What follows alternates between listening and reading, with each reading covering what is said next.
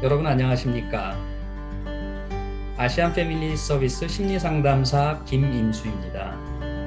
뉴질랜드 정신건강 웰빙 시리즈 오늘의 주제는 중년의 정신건강입니다. 오늘도 저와 함께 패널로서 대화를 이끌어 주실 정신건강 전문의 김아람 선생님 모셨습니다. 선생님 안녕하세요. 네, 안녕하세요. 또 이렇게 만나 뵙게 돼서 정말 반갑습니다. 오늘 사실 이 주제가 너무 중요한 주제이기도 하지만 처음 저는 들었을 때 중년 정신건강이라서 저는 중년이 아닌데요? 라고 말씀을 드렸는데 찾아보니까 중년이 맞더라고요. 중년에 대한 어떤 정의가 나이대가 여러 가지로 되어 있는데 제가 이제 공부할 때 많이 봤던 저명한 심리학자, 발달 심리학자인 에릭 에릭슨이 40세에서 64세를 중년으로 정의했더라고요. 그래서 꼼짝없이 빠져나갈 수가 없겠구나 생각하고 왔지만 저는 오늘 이야기하는 것보다는 여기 계신 스피커분들 많은 이야기를 듣기를 기대하고 있고요. 오늘의 대화 정말 기대하고 있습니다. 만나서 반갑습니다. 예, 반갑습니다. 예, 오늘도 정말 세 분의 전문가 선생님 모셨는데요. 지금 일선에서 상담, 그리고 뉴질랜드 정신보건 정책에 관한 자문하고 계시는 세 분의 선생님 모셨습니다. 제가 보이는 순서대로 한 분 한 분씩 소개를 해드릴게요. 첫 번째 우리 줄리아 권 선생님 모셨습니다. 선생님 안녕하세요. 소개 좀 네, 해주세요. 네, 안녕하세요. 반갑습니다. 저는 노스쇼 우먼스 센터라는 곳에서 지난 12년간 교미사회 여성분들을 상담하는 일을 하고 있습니다. 주 계층은 여성분들이지만 또 노스쇼에 있는 고등학교에서 가끔 티네이저 상담이 있을 때 또 요청이 오기 때문에 또 자녀들의 이슈들도 가끔 다루게 되는 것 같아요. 오늘 흥미로운 주제로 함께 대화를 나누게 돼서 너무 반갑고 저도 많이 배워서 가겠습니다. 감사합니다. 예, 반갑습니다. 예, 다음으로 우리 사무엘 조 선생님, 예, 소개 부탁드리겠습니다. 환영합니다. 네, 안녕하세요. 조성현이라고 하고요. 저는 공중보건 쪽에서 일하고 있으면서 실제로 어떤 전문적인 그 상담을 직접 하지는 않고요. 저들은 이민자들, 특히 그 뉴질랜드에 살고 있는 이민자들에게 어떤 공중보건이라든지 필요한 그런 서비스가 어디에 있는지 또 어떻게 이용되고 있는지 그런 것들에 대해서 설명해드리고 홍보하고 그다음에 교육하는 그런 어떤 입장에 있기 때문에 전체적으로 우리 이민자들이 느끼는 그런 관점에서 한번 이야기를 해볼까 합니다. 감사합니다. 예, 감사합니다. 자, 우리 마지막으로 조한나 선생님, 환영합니다. 안녕하세요. 조한나입니다. 샤마라는 그 에스닉 우먼 센터 트러스트의 그 상담팀을 맡고 있고요. 샤마는 그 소수민족 그 가족을 다루고 있고 그 소셜 서비스 기관이고요. 해밀턴에 있어요. 제가 일하는 곳은 오클랜드인데 그 메인 오피스는 해밀턴에 있어서 그래서 제가 왕래하는 건 아니고 주로 이제 그 전국에 있는 에스닉 그 테라피스트들 함께 일하는 거 주로 지지하고 있습니다. 또 다른 일은 HCC의 그 센시티브 클레임 담당하는 성폭력 상담 주로 하고 있고요. 현재는 뭐 교미라든지 뭐 아시안 이런 분들은 별로 없어요. 주로 이제 그 현지인 마오리, 퍼시픽 아일랜더, 그다음에 유로피안이 주로 그 고객 대상인데 가능하면 많은 사람들이 이 부분에 도움을 받았으면 좋겠습니다. 일단 아까 처음에 아람 선생님 시작하셨을 때 중년이란 무엇인가에 대한 정의를 먼저 이렇게 해주셨어요. 그래서 우리 아람 선생님이 제가 생각하기엔 제일 여기서 연배가 낮으시지만 이미 본인이 중년임을 선언을 하셨기 때문에 당연히 우리의 얘기로 자연스럽게 쉐어링을 할 수 있을 것 같아요. 아까 중년의 나이가 40에서 64세라고요?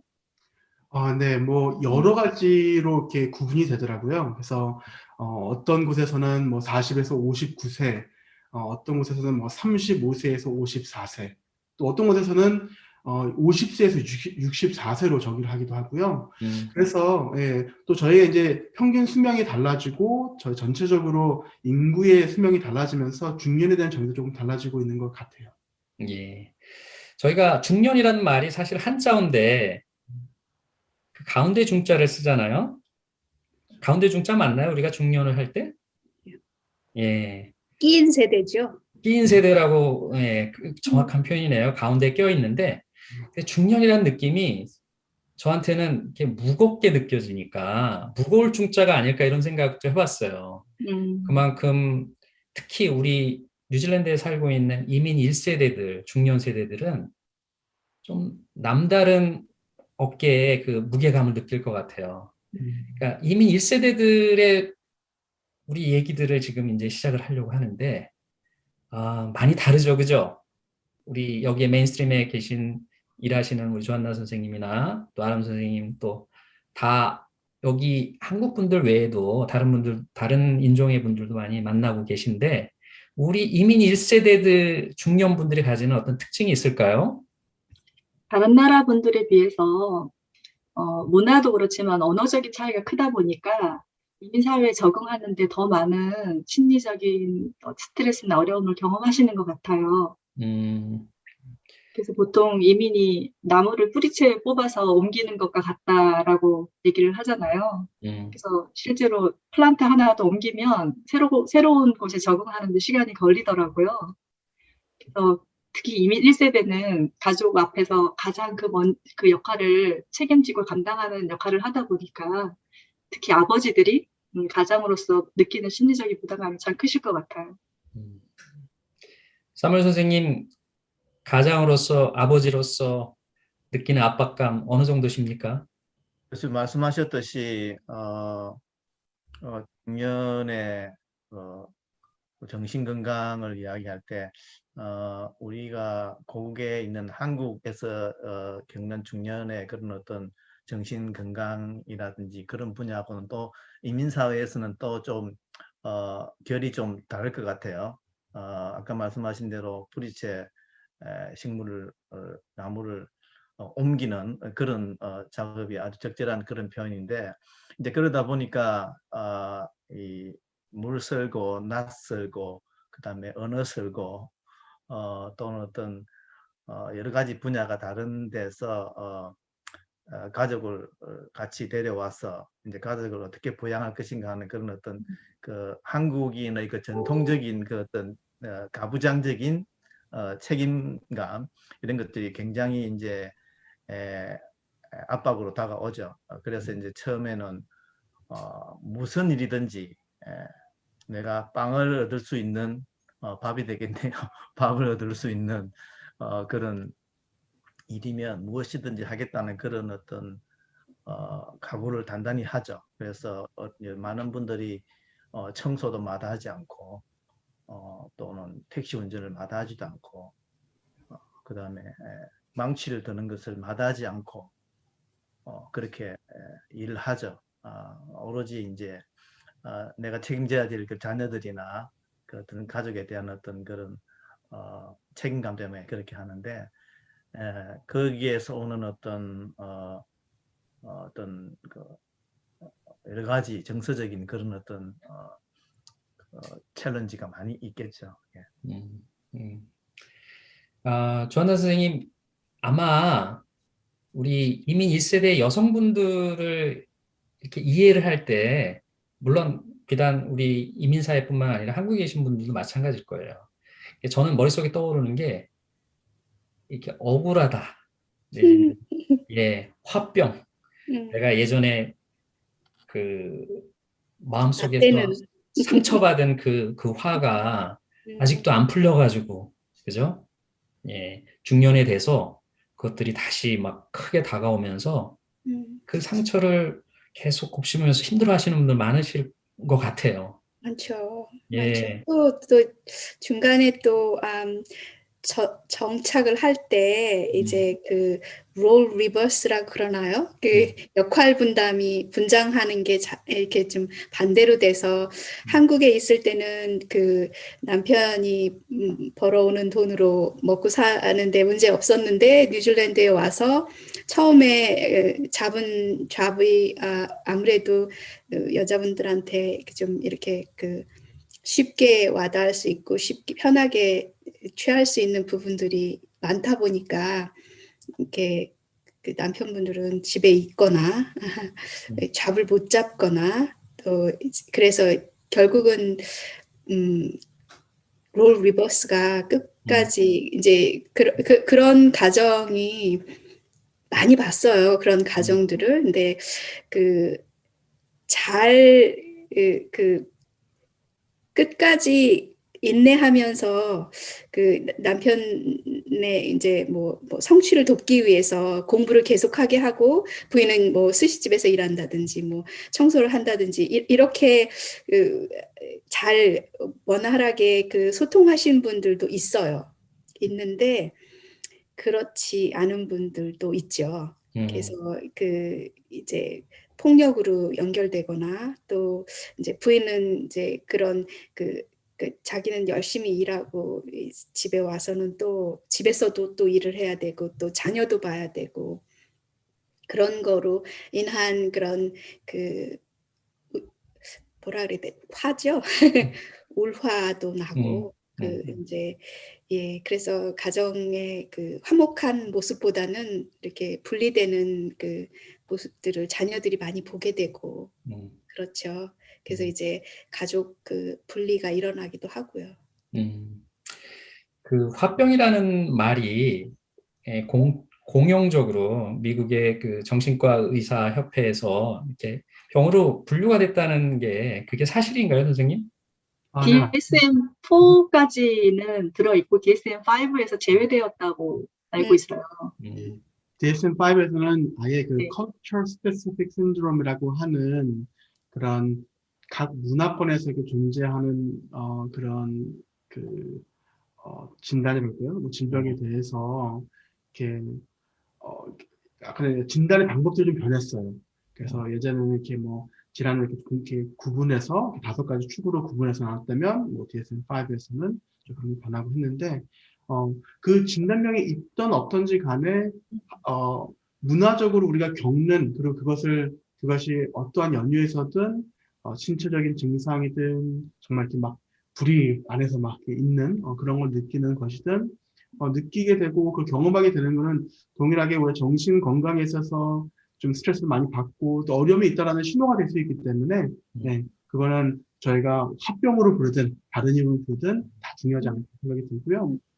아까 전 앞에 말씀하시면서 그 생각이 들었어요. 사실 중년이라고 말씀하셨어요. 가운데 중자 그리고 우리 끼인 세대라고 말씀하셨는데 사실은 중년이 되면은 우리 이제 막 아이들을 양육하고 또 이제 연세가 들어가시는 부모님을 또 모시고 그런 역할들이 있잖아요. 그 가운데 아이들은 자라면서 굉장히 많은 변화를 겪고 있고 또 우리 부모님도 이렇게 뭐 몸이 쇠약해지시면서 혹은 질환이나 다른 걸 겪으시면서 이렇게 많은 변화를 겪으시는데 그 변화들을 다 이렇게 조율하고 받아내고 또 그것들을 잘 관리하고 해야 되는 게 중년의 역할이 아닐까. 근데 아까 말씀하신 대로 거기에다가 이런 문화의 변화, 언어의 변화를 다 다뤄야 되기 때문에 항상 뭔가 나눠주고 채우기는 참 어려운 그런 나이대가 아닌가라는 생각이 드네요.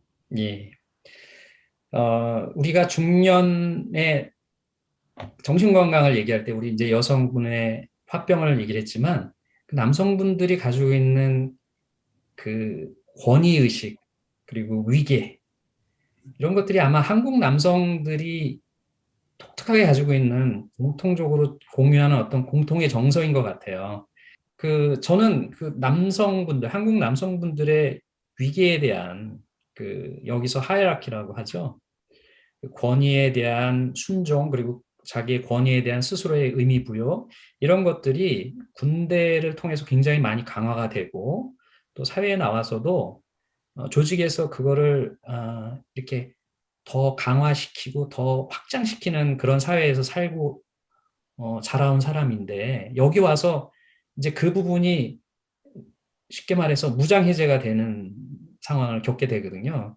남성분들이, 한국 남성분들이, 여기 사시는 중년의 남성분들이 어떤 면에서 보면 일종의 그런 그 정서적 아노미 현상을 좀 겪는 것 같아요. 예. 그게 이제 집안에서도 여러 가지 불협화음으로 나타나기도 하고요. 사물 선생님은 본인이 권위적이라고 생각하십니까? 아니면은 그냥 수평적인 생각을 갖고 계시다고 자부하시나요? 제가 저를 평가하는 것보다는 저희 아내가 저를 어떻게 생각하는지 이야기하는 게 오히려 객관적이지 않겠나 싶은데, 아, 저희들이 그 이제 아까 말씀드린 대로 이제 한국 그 분들뿐만 아니고 모든 아시안 국가에서 온 이민자들을 위한 어떤 홍보라든지 어떤 교육 이런 것들을 많이 하게 되는데, 우리 그 정신 건강이나 어떤 공중 보건의 차원에서 이 가정 폭력이라는 부분이 굉장히 심각한 부분이 하나거든요. 아시겠지만 가정 폭력은 직접적으로 어떤 신체적인 그런 어떤 상해를 입히기도 하고, 심하게는 어떤 더 나쁜 케이스까지 가게 되는데, 그것뿐만 아니고 어떤 그 정서적인 어떤 정신적인 그런 어떤 어떤 충격을 많이 주게 되잖아요, 그죠? 그러다 보니까 이제 거기에 대한 홍보를 많이 하게 되는데, 대체적으로 아시안 국가나 혹은 좀 약간 좀 보수적인 그런 어떤 환경에서 있었던 분들이 여기에 이민을 오게 되면 상당히 많은 도전을 받게 됩니다. 예를 들어서 저희들이 이제 가정폭력을 홍보할 때 신체적인 그런 어떤 폭력, 뭐 어떤 뭐 사람을 때린다거나 혹은 뭐 목을 조른다거나 이런 어떤 신체적인 그런 폭력도 폭력이지만 정신적으로나 정서적으로 힘들게 하는 그런 부분, 그것도 폭력이다. 이런 어떤 홍보를 하게 되면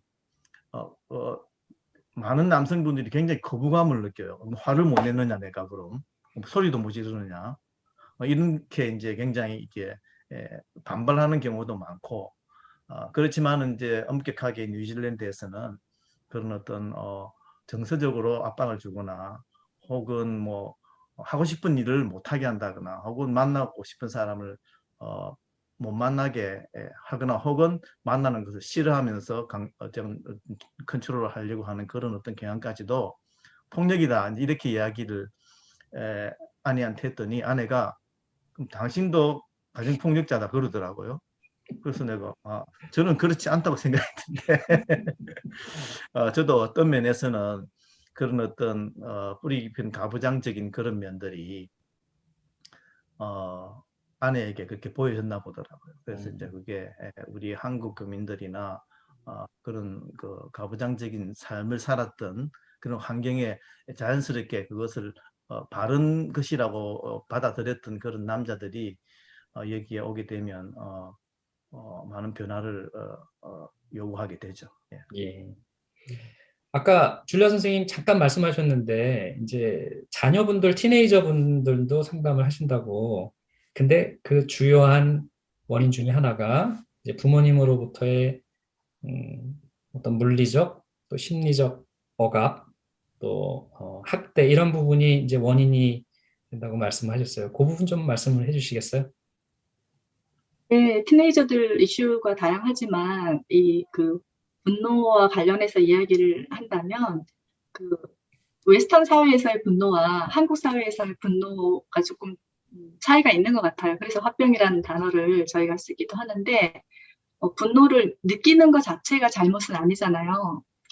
그런데 분노를 느낄 때 이게 굉장히 에너지가 있는 감정이어서 잘 해소하고 다루는 방법을 알면 이게 나를 해하거나 다른 사람을 해하지 않고 오히려 잘못된 것을 바로 잡을 수 있는 좋은 에너지로 사용할 수 있는 감정인데, 이제 한국 문화가 감정을 표현하는 것을 격려받지 못하는 그런 문화적인 배경이 있다 보니까 중년 남성 여성분들이 이렇게 감정을 이렇게 차곡차곡 마음속에 이렇게 쌓아두고 있어서 생기는 문제인 것 같아요. 그래서 자녀분들이 부모님이 화를 내면 요만큼 화낼 만한 일인데 왜 이렇게 거칠게 폭력적으로 대하지? 그것 때문에 굉장히 많이 상처를 받고 정작 부모님은 뭐 훈육을 하려고 하거나 본인의 속상한 마음을 이렇게 표현하려고 한 것이었을 텐데 그 마음이나 메시지가 전달되기보다 내가 그 상처받고 폭력받았다라는 그 느낌만 이제 자녀들이 가져가는 것 같아요. 그러다 보니까 관계 속에서 안전하게 느끼지 못하고 그래서 부모님에게 더 이야기하지 못하고 그렇죠. 사실 자녀들은 그 신체적으로도 그렇고 그리고 이제 정서적으로도 많이 변화하는 시기이고 또 지혜가 필요한 시기이기도 한데 이제 부모님에게 물었을 때 그것을 화내지 않고 있는 그대로 내 이야기를 듣고 대답을 해줄까? 그거에 대해서 확신을 갖지 못하다 보니까 통로를 엉뚱한 곳에서 또 찾게 되는 거죠. 근데 그 통로가 또 건강하지 않으면 그것이 또 이렇게 가정한테 또 다른 뭐 알코올이나 뭐 드럭이나 뭐 게임이나 이런 거에 또 빠지게 되면 부모님은 또 그것을 이해 못하니까 또 화를 내게 되고 그래서 정작 소통이 이루어지지 않고 가정 안에 어떤 분노의 사이클이 돌고 도는 그런 안타까운 일들이 참 많은 것 같아요. 예, 그 저희 이민 1세대들이 특히 부모님 세대들이 가지고 있는 어떤 가치관들 그리고 또 성장 배경에서 자연스럽게 형성됐던 믿음들이 여기 와서 잘 통용이 되지 않는다는 것을 느끼게 될 때 부모님들이 당황하기 시작합니다. 특히 엄마인 여성분들보다는 예, 남성분들이 적응력이 현저히 떨어지는 것은 사실인 것 같아요. 예, 그리고 또 이민의 연차에 따라서도 뉴질랜드의 어떤 사회 시스템이나 정서적인 그 가치를 받아들이는 데 있어도 좀 차이가 날 것 같고요. 조한우 선생님, 어떠세요? 그 부분을 한번 좀 말씀을 해주시겠어요? 엄밀하게 따지면 이민 1년 차 중에서도 좀 중반이라고 해야 되나? 초반이라고 해야 되나? 온 지 26년, 27년 정도 된 그 1세대 입장에서 생각해 봤을 때, 물론 많은 분들이 제가 처음 왔을 때 같이 만났던 그런 많은 분들이 한국으로 돌아가셔서 역이민을 하셨거나 아니면 다른 나라로 가신 분들이 많이 계세요. 개 중에 저처럼 이렇게 끈기 있게 남아있는 분들은 대부분 다 자리를 잡으셨어요.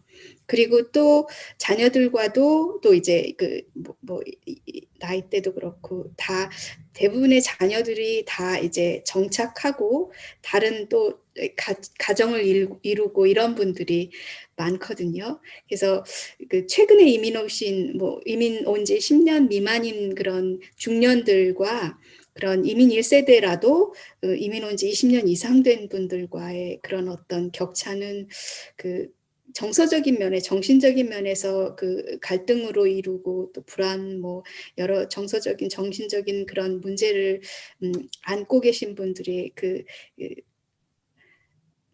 격차라 그래야 되나요? 그게 참 많을 것 같아요. 예. 그러니까 이민 역사가 이제 길어지면서 2세대 또 1.5세대들이 이제 사회에 진출을 하고 성인이 돼서 자기 가정을 꾸리기 시작을 하는 나이가 됐습니다. 줄리아 선생님 아까 잠깐 청소년 상담하시면서 부모님과의 관계를 말씀을 해주셨는데 이런 경우에 지금이라도 우리 부모 세대가 이제 마음을 좀 내려놓고 이렇게 내가 스스로 변해야 되겠다 이렇게 다짐을 하고 변할 수 있을까요? 저는 상담실에서 사실 문제가 심각해져서 오는 가정들을 많이 만나긴 하지만 또한 변화를 원하는 마음만 있다면 얼마든지 시간이 걸릴지라도 회복되어 가는 가정도 많이 보고 있거든요. 그래서 사실은 아까 그 중년 세대가 어떻게 보면 이 문제를 일으키는 어떤 시작점인 것처럼 이렇게 얘기를 하긴 하셨는데 어떤 의미에서는 맞지만 어떤 의미에서는 그분들도 좀 고통을 받은 입장인 게 본인이 어려서부터 경험한 그 문화 속에서 그 나이 많은 사람이 적은 사람에게 일방적으로 강요하거나 또 남자가 여자에게 일방적으로 뭔가 정하거나 이런 사회 속에서 자랐기 때문에 내가 그 가치에 동의하지 않더라도 사회적으로 그런 속에서 자라면서 이게 맞다라고 살아오셔서 그렇게 살아가시는 부분이 좀 있는 것 같아요. 그런데 이제 상담실이나 아니면 뭐 그룹으로 이렇게 나눌 수 있는 기회가 있다면 그것이 나와 우리 가족의 관계에 어떤 영향을 미치고 있는가 음, 그런 질문을 던져줬을 때 음, 그것이 건강한가 아니면 나도 그 속에서 외롭고 음, 그리고 친밀한 교제를 나누지 못해서 슬프고 그런가 이제 그런 것들을 좀 돌아보게 되면 좀 달라지고 싶다 이런 생각도 음, 하시게 되는 것 같아요. 그리고 예, 보통 이제 자녀들이 부모님이 어려워져서 얘기를 못하는 경우가 있는데 제가 상담실에 오면 부모님이 사랑하지 않는 건 아닌데 서로 마음이 그 중심에 있는 그 진정성이 서로 전달되지 않아서 오해를 하는 부분들도 있으니까 직접 이야기하는 것이 어려우면 어떤 편지의 형태든 아니면 좋은 타이밍을 선택해서든 그 마음을 전할 수 있는 기회를 갖도록 좀 격려하는 경우가 있어요. 음, 부모님에게도 제가 좀 그것을 권하고 또 음, 자녀에게도 권하는데 그러면 그 지점이 서로의 진심과 진심이 확인되고 얼마나 아픈지 그리고 음, 실제로 내가 가정 안에서 원하는 것이 무엇인지에 대한 그 마음이 나누어지면 그것이 변화의 시작이 되기도 하더라고요. 예, 더불어서 아무리 원해도 내가 부정적인 감정을 해소하고 다루는 방법을 모르면 원해도 할 수 없거든요. 그래서 셀프 케어를 통해서 자기를 적절히 돌보고 또 내가 신뢰하는 사람에게 내 감정을 이렇게 표현해 가고 그런 사람이 없다면 어떤 글로 적어 본다든지 어떤 자기에게 의미 있는 종교가 있다면 그 안에서도 통로를 찾는다든지 음, 다양한 방법으로 본인에게 옳킹하는 방법으로 좀 부정적인 감정을 해소하고 내가 우리 가정에서 잃어버린 것이 무엇이고 찾고 싶은 것이 무엇인지 그것을 생각하기 시작하면 그 지점에서 시작할 수 있는 기회가 생기는 것 같아요. 음. 네. 자, 자녀하고의 관계를 저희가 살펴봤는데, 자, 중년의 부부 관계. 자, 이제부터 불꽃이 튀기 시작하거나, 아니면 소원해지거나, 예, 아니면, 어, 아까 사무엘 선생님처럼 감정에 대해서 부인하고 같이 대화를 나누시는 분들도 계시고, 이제부터 어떤 방향으로 갈 건가, 우리가 노력하기 달려 있겠죠? 사무엘 선생님, 아까 부인하고 대화 많이 하시는 것 같은데, 비결이 뭐세요? 글쎄요, 저도 뭐 이렇게 주위에 저희 나이 또래 사람들하고 이야기를 해보면 제가 조금 아내하고 말이 많기는 많은 것 같더라고요. 근데 그게 항상 또 좋은 효과를 가져오는 건 아니더라고요. 어떨 땐 제가 내가 너무 치근댔나? 그러니까 또 아내가 또 싫어하더라고요. 그래서 이거 어느 정도 이거 적정한 스페이스를 유지할 필요가 있겠구나. 그래서 음, 이제 우리 연애할 때만 이렇게 밀고 당기는 게 아니고 음, 나이가 들어가면서도 어, 약간 밀고 당기는 그런 기술이 필요하겠구나. 이렇게 이제 생각이 많이 들었죠. 사실은 이민 사회에서 저는 그 대가족을 형성하고 있는 혹은 친척이 많은 그런 키위들이나 이런 우리 옆집에 있는 마오리 할머니 같은 사람들을 보면 너무너무 부럽거든요. 그 가족이 많은 어떤 그런 어떤 관계를 보면 굉장히 많이 부러워요. 그러다 보니까 아내가 사실은 어, 이민자들의 특히 남편에게 어떤 미치는 영향이라든지 관계는 굉장히 지대하다고 저는 생각하거든요. 그래서 뭐 이민자뿐만 아니고 통계를 보면 나이가 들수록 배우자에게 받는 영향이 더 크다고 그러더라고요. 긍정적인 영향도 있고 이제 부정적인 영향도 있겠죠. 근데 이제 그만큼 이제 아내와의 관계가 굉장히 점점 더 소중해지기 시작하는 또 중요한 그런 어떤 음, 부분이 있는데 그러다 보니까 이제 어떻게 그러면 이제 아내와의 관계를 서로 존중하면서 서로 어떤 공간을 허락하면서 또 취향이 다른 것을 인정하면서 잘 살아갈 것인가 하는 그런 부분에 대해서 고민을 해봐야 되지 않겠나 하는 그런 생각이 들거든요. 음, 그러다 보니까 이런 말을 자주 하거든요. 꼭 말을 해야 되나? 꼭 말을 해야 내 마음을 알아주나? 이렇게 이야기하거든요. 말을 해야 됩니다. 말을 하지 않고 아내가 독심술가가 되기를 원한다면 큰일 납니다. 자기가 무슨 생각을 하고 있는지 다 안다면 그건 더 큰일 나는 거죠. 그죠? 그래서 필요한 만큼은 제가 이야기를 해야 되는데 그 이야기하는 것도 어느 정도의 어떤 그 기술이 좀 필요하지 않겠나 싶은 생각이 들어요. 그래서 이제 특히 그 한국 남자들이 가부장적인 또는 어떤 군대식의 그런 어떤 환경에 오랫동안 적응되다 보니까 자신도 모르게 말하는 것들이 억세거나 또는 경우에 맞지 않거나 또는 자기중심적인 그런 말을 많이 하게 되는데 본의 아니게 상처를 주죠. 그래서 이제 그게 이제 시발점이 되는 거죠. 자기는 상처를 분명히 줬는데 안 줬다고 생각하는 거죠. 그러면 상대가 보기에는 자기는 피해자인데 억울한 거죠. 이제 그렇게 해서 이제 아까 말씀하신 그 시발점이 될 수도 있는데 그런 어떤 대화를 자주 하되 좀 슬기롭게 대화를 할 수 있는 그런 부분들이 필요하지 않겠나 이렇게 생각이 들고 그리고 나이가 들면 이제 뭐 제가 여기서 제일 연장자인가요? 그런가요? 나이가 들면 아내하고 젊었을 때 아내하고는 또 다릅니다. 그래서 그런 부분들을 예를 들면 이제 저희 주위에 방을 따로 쓴다는 분들이 많이 있어요.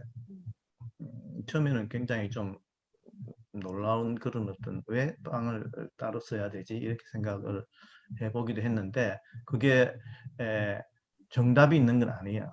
같이 방을 쓰든지 쓰지 않든지 그 기본적인 배경은 나이가 들면 생리적인 현상이 많이 바뀌어요. 여자건 남자건 그죠? 특히 저희들은 요즘 그런 가운데서 많이 살고 있는데 생리적인 그런 어떤 부분도 다르고 그 다음에 이제 잠자리 습관도 달라요. 예를 들어서 남편이 계속 콜을 건다면 잠을 못 자는 거죠. 그렇기도 하거니와 나이가 들면 그 취향이 또 달라져요. 여자분들은 드라마를 좋아하지만 남자들은 저 같은 경우는 그 역사라든지 전쟁 영화 이런 걸 되게 좋아하거든요. 같이 못 봐요. 그럴 경우에는 따로 스크린을 사용해야 되는데 각 방을 쓰는 것들을 꼭 이상하게 보기보다는 그 사람들의 환경이나 어떤 취향 여러 가지 어떤 그런 데에 대해서 존중을 해주면서 뭐 서로 이해한다면 그것도 괜찮지 않겠나 이렇게 생각이 드네요. 그 우리가 중년을 얘기할 때 신체 변화를 빼놓을 수 없죠. 그죠? 여성분들이 이제 갱년기가 오고 그리고 또 남자들도 사실은 갱년기를 겪습니다. 제 개인적인 경험으로 제가 자신 있게 말씀드릴 수 있습니다. 그래서 뭐 여기서 여성분들 메노포즈 얘기하고 남자분들은 뭐 안드로포즈라고 얘기도 하고 그러는데 몸의 신체적인 변화가 시작되는 시점에서 이제 중년의 시기 꼭 뭐 그 전에도 중년이라고 말할 수 있겠지만 이게 굉장히 큰 영향을 미치겠죠. 그렇죠? 정서적인, 신체적인, 심리적인 부분에서. 아무래도 뭐 결혼 시작부터 그 소통을 하셨던 분들은 그런 뭐 폐경기나 뭐 중년의 우울 뭐 이런 것들을 잘 잘 적응해 나가실 것 같아요. 그런데 이제 중간에 사는 게 너무 힘들었다. 아니면 뭐 한국에서 그 어떤 시댁이라든지 아니면 뭐 이런 그 여러 그런 가족의 영향 뭐 이런 것들이 좀 많았다. 그래서 혼란스러웠고 그 다툼이 많았었고 그리고 여성분들의 입장에서는 나는 늘 피해자였고 남편은 늘 가해자였다. 이제 그러면 이제 중년에 그 우울증이 왔다거나 아니면 폐경기 무렵에 호르몬 영향 뭐 이런 게 일어나기 시작하면 우울증이 더 심해지겠죠. 그죠? 또 왜 내가 여태 이렇게 참고 살아온 거지? 왜 이걸 지금까지 지탱하고 있었던 거지? 이제 그러면서 이제 이판사판 어떻게 해서 나도 보이스도 있고 나도 말할 자격도 있고 내가 자식을 이만큼 키워놨고 내가 이 집을 이렇게 일구는데 이만큼 나를 희생했는데 내가 왜 말을 못해? 뭐 이러면서 이제 또 이제 또 남자분들 입장에서는 왜 좀 더 살갑게 하고 싶어서 좀 이제 고생은 이제 거의 끝나갔고 이제 좀 그 가족답게 부부답게 좀 한번 살아볼까 하고 있는데 부인이 뚱해 있거나 그리고 막 말하는 거를 싫어하거나 그래서 그 초년 신혼 때는 남편이 집에 오면 부인이 말을 많이 했대요. 그런데 인제 중년이 되면 남편이 말을 많이 하고 그 부인은 제발 조용히 해." 라든지 "나 좀 가만 내버려둬." 뭐 이렇게 그것도 또 롤 리버스 중에 하나인가 뭐 이렇게 음, 바뀌는 경우도 있다고 음, 하더라고요. 예. 그, 이제 두 분 말씀 들어보니까, 제가 머릿속에 떠오르는 게, 건강한 그 거리, 그리고 건강한 영역의 유지, 참 중요한 것 같아요. 사무엘 선생님 아까 밀당이라고 표현하셨는데, 참 좋은 말이네요. 밀당을 서로 배려하는 밀당. 그죠? 예. 정서적으로, 심리적으로, 신체적으로 겪는 정말 큰 변화의 시기에 서로 예민해져 있는 상황에서 서로 배려하면서 서로의 공간을 허락하는 거. 힘들겠지만 그런 노력이 첫 출발이 돼서 조금씩 관계가 이렇게 건강하게 형성되리라고 생각을 합니다. 아까 낀 세대를 말씀을 이제 저희가 나누면서 한국에 계신 부모님들, 연로하신 부모님들, 그리고 또 때로는 주변에 있는 분들이 이렇게 갑작스럽게 저희 곁을 떠나시는 그런 상황을 많이 겪게 되는 나이입니다. 중년의 나이가. 그래서 우리가 여기서 grief and loss라고 하는 슬픔과 상실에 대해서 우리 스스로가 참 이렇게 준비가 안 돼 있는 제대로 우리가 상실감을 잘 스스로 돌보면서 그것을 취해 나가는 과정들이 우리한테는 참 낯설은 과정인 것 같아요. 예. 아람 선생님 그 grief and loss에 대해서 우리가 이렇게 왜 이렇게 그 부분에 대해서 서툴고 피하고 그리고 이렇게 터부시하고 그럴까요? 그러게 우리 아까 전에 아마 말씀하신 것처럼 저희 이제 문화 자체가 어떤 감정에 대해서 잘 이렇게 말하는 것을 격려하지 않는 문화이기도 하고 특히나 이제 긍정적이고 좋은 감정들을 너무 과하게 표현하면 그것도 안 좋다고 보시는데 특히나 좀 내가 아프고 슬프고 하는 것은 그걸 좀 약하다 혹은 좀 이렇게 유약하다 이렇게 보는 경향들이 있어서 더 그렇지 않나라는 생각도 들고요. 하나는 아마 공동체 가운데에서 이렇게 살아가다 보니까 서로가 아픔이 있더라도 내가 이 아픔을 이야기하면 다른 사람이 더 아파하지 않을까? 혹은 그것 때문에 더 이렇게 울지 않을까? 이런 또 배려의 마음도 있을 것 같아요. 그런데 사실은 모든 변화가 그렇지만 특히 이제 누군가를 잃거나 혹은 직장을 잃는 것도 마찬가지고 모든 상실에 있어서 마찬가지겠지만 저희는 사실은 모든 삶의 경험에 있어서 그 경험이 그냥 대대로 그냥 그대로 놔두는 것이 아니라 그 경험을 의미를 부여하고 그게 나의 삶에서 어떤 의미가 있고 또 그것이 나에게 어떤 영향을 끼치고 이런 것들을 사실 만들어 놓는 게 사실 되게 중요하거든요. 그래서 사실은 많은 분들이 상실을 경험하면 그냥 시간이 지나면 나아지겠지라고 하시지만 물론 시간은 중요합니다. 중요하지만 사실 누군가와 이야기하고 그 의미를 그 관계를 그 사람을 추억하는 것도 참 중요하지 않을까 라는 생각이 들고요.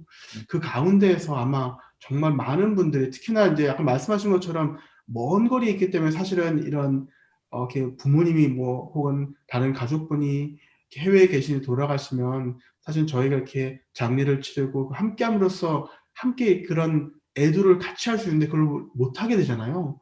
그것 때문에 오는 참 어려움도 있어서 어쩌면은 이런 한 공동체로서 그것을 더 채워야 될 부분이 있지 않나라는 생각도 들게 됩니다. 예. 우리가 중년의 삶을 살면서 새로운 만남보다는 이제는 이별에 익숙해지는 그런 나이가 됐기 때문에 그 이별을 우리 스스로 잘 치유하고 받아들이는 그 과정 중요하다는 말씀이신 것 같습니다. 예. 제가 이 부분은 조금 조심스러운 부분이긴 한데 우리 중년에 계신 분들이 오랫동안 정서적으로, 정신적으로 힘든 그 시간을 겪으시면서 본인 스스로한테 이게 완전히 이 내재가 된 분들이 많으세요. 나는 계속 십수년 동안 나는 이랬어. 나는 항상 마음이 이렇게 힘들고 우울하고 그리고 또 불안하고 그랬어. 그런데 그분들이 정작 그 문제에 대해서 심각하게 자기를 이렇게 잘 들여다보고 나를 케어해야 되겠다 이런 생각을 하시는 분들이 의외로 적습니다. 예, 상담도 있고 또 주변에 있는 공동체에 계신 분들이랑 같이 예, 삶을 이렇게 예, 음미하면서 삶에 대해서 이렇게 열심히 따뜻한 마음으로 살아가시려고 하는 그런 태도 이런 것들도 굉장히 중요하고 그런데 궁극적으로는 음, 의료적으로 도움이 필요한 경우가 분명히 있거든요. 근데 그런 상황을 여러 가지 이유 때문에 거부하시는 분들이 상당히 많습니다. 그래서 참 안타까운데 정신과 전문의로서 이 약물 치료에 대한 부분을 꼭 좀 여쭤보고 싶었어요, 선생님. 제가 단도직입적으로 여쭙겠습니다. 우울증 약이 그렇게 위험한 건가요? 저는 이렇게 답해드리고 싶어요. 어, 저희가 이렇게 많은 분들이 이렇게 파나돌 같은 거는 다 한 번씩 드시잖아요, 가끔씩. 근데 모든 약을 이렇게 먹을 때 사실은 저희가 그런 뭐 이렇게 원래 어떻게 먹어야 되고 복용 방법이라든지 부작용 다 봐야 되지만 사실은 파나돌 뭐 우리 누로펜 드실 때 잘 안 보시는데 모든 약은 필요할 때 쓰이면 그게 가장 좋은 겁니다. 필요하지 않을 때는 파나돌도 드시면 안 되는 거고요. 항우울제 약을 드실 때에도 어떤 약과 다르지 않습니다. 약은 필요할 때 드시는 게 가장 중요하고 필요하시다면 그걸 드시는 것이 파나돌 드시는 것보다 뭐 더 위험하거나 그렇지 전혀 않다고 말씀드릴 수 있을 것 같고요. 많은 분들이 사실은 이 약물에 대해서 참 오해가 많으신 것 같아요. 특히나 이제 이게 보통 말하는 향정신성 의약품이라고 이제 불리다 보니까 이게 무슨 마약이랑 뭐 비슷한 거 아니야? 이렇게 생각하시기도 하고 항우울제를 보통 이렇게 말씀을 드리면 내가 이걸 먹어서 기분이 좋아지면 그거 약 때문에 그런 거 아니냐? 이거 끊으면 다시 우울해지고 이거 행복하게 느껴도 이게 내 행복한 게 아니라 약 때문에 그런 거 아니냐? 이런 참 오해들도 많으세요. 그래서 잠깐만 간단하게 말씀드리자면 첫째, 대부분의 향정신성 의약품, 특히나 이제 항우울제 같은 경우는 중독성 있는 약이 아니기 때문에 필요하시다면은 처방에 따라서 드시면 참 좋고요. 물론 그 중에 중독성이 있는 어떤 우리 수면을 돕는 수면 유도제라든지 저희가 항불안제라고 부르는 약들은 중독성이 있을 수도 있기 때문에 장기간 복용하면 저희가 아주 조심스럽게 이렇게 처방을 하고 단기간만 쓰고 있으니까요. 그런 부분은 의사와 충분히 이제 논의하셔서 처방받아서 드시면 되고요. 두 번째로 항우울제를 먹으면 기분이 좋아진다. 그렇지 않습니다.